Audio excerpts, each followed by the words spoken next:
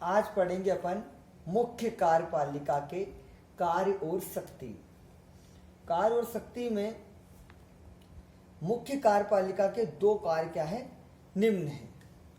सबसे पहला क्या है, राजनीतिक कार्य, और दूसरा जो कार्य है प्रशासकीय कार्य।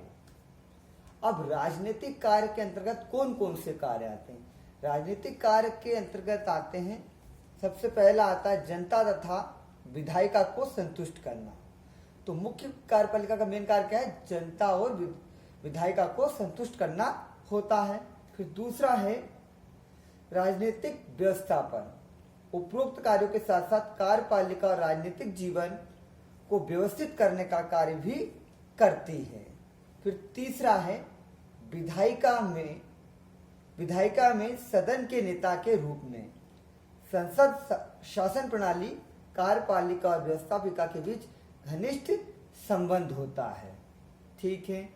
फिर है चौथा, कार्यपालिका सदस्यों के मध्य कार्य का विभाजन करती है। जो शासन व्यवस्था में संसदीय हो या अध्यक्षीय हो, मुख्य कार्यपालिका अपने दायित्वों को निर्वाह के लिए सहयोगियों की आवश्यकता लेनी पड़ती है और कार्यों का विभाजन भी करती है। ओके। फिर है आपका प्रशासकीय कार्य। अब प्रशासकीय कार्य में क्या क्या है? प्रशासकीय कार्य में है प्रशासकीय नीति को निर्धारित करना। मुख्य कार्यपालिका के महत्वपूर्ण कार्य हैं। एक महत्वपूर्ण कार्य प्रशासकीय नीति का निर्धारण करना होता है। फिर दूसरा है निर्देश व आदेश जारी करना। मुख्य कार्यपालिका प्रशासन को सुव्यवस्थित रूप से संचालित करने के लिए समय समय पर आदेश निर्देश देता है। फिर है संगठन की रूपरेखा एवं निर्धारित करना। मुख्य कार्यपालिका का एक महत्वपूर्ण कार्य है प्रशासकीय संगठन की रूपरेखा निर्धारित करना है और शासन के संचालन के लिए विभागों का गठन करना होता है। फिर आपके बाद है इसका चौथा, निरीक्षण व नियंत्रण संबंधी कार्य। इसमें होता है मुख्य कार्यपालिका का कार्य एक महत्वपूर्ण कार्य है। उसका कर्तव्य है कि वह इस बात का अवलोकन करे कि कानूनों का पूर्ण रूपेण नियम अनुसार पालन किया जा रहा है या नहीं। फिर है आपका पदाधिकारियों की नियुक्ति व पदच्युत करना।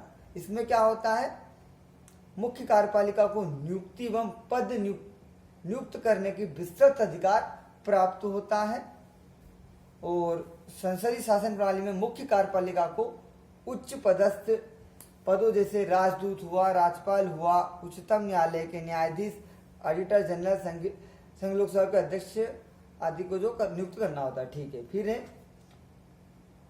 समन्वय स्थापित करने का कार्य है। मुख्य कार्यपालिका को प्रशासकीय संगठन के विभिन्न विभागों के बीच तालमेल बिठाने का कार्य करती है, समन्वय का कार्य करती है। फिर है जांच करने का अधिकार।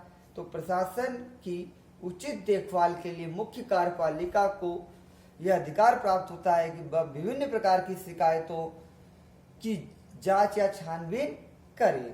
फिर है आपका जनसंपर्क स्थापित करना। इसमें क्या होता है, प्रशासन की सर्वोच्च कमान ही मुख्य कार्यपालिका के रूप में होती है और मुख्य रूप से व्यवस्थापिका द्वारा निर्मित नीतियों को क्रियान्वयन करती है। हाँ, और फिर है बजट बनाना। प्रत्येक देश में बजट बनाना अर्थात देश में सरकार के आय व्यय के ब्यौरा तैयार करने का महत्वपूर्ण कार्य किसके द्वारा किया जाता है, मुख्य कार्यपालिका का दायित्व है और राष्ट्रीय बजट से ही मुख्य कार्यपालिका आर्थिक नीति का भी स्पष्टीकरण होता है। यदि आपको वीडियो पसंद आया है तो चैनल को लाइक कीजिए, सब्सक्राइब कीजिए। वीडियो देखने के लिए धन्यवाद। ओके।